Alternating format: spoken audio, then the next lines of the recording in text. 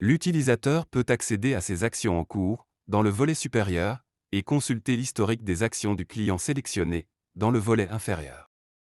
Selon son profil, l'utilisateur peut créer une action technique ou commerciale, pour ajouter un rendez-vous dans la CRM Websoft. À la suite de ce rendez-vous, saisir un compte-rendu de visite technique ou commerciale. Consulter une action faite par un autre utilisateur, ainsi que les bons de livraison en cours.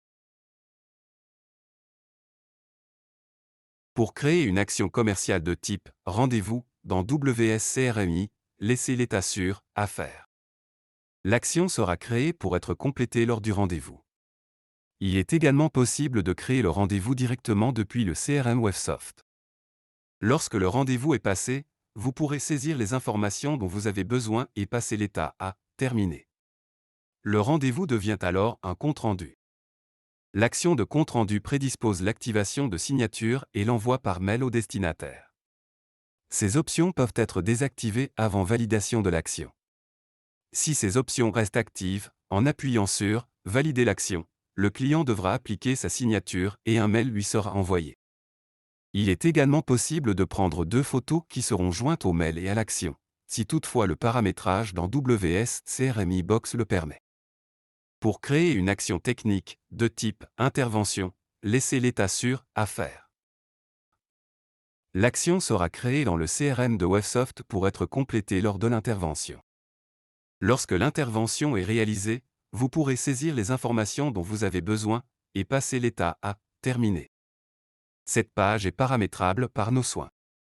Si l'action propose une signature et un envoi de courriel, vous pouvez désactiver ces options ou laisser dérouler le processus.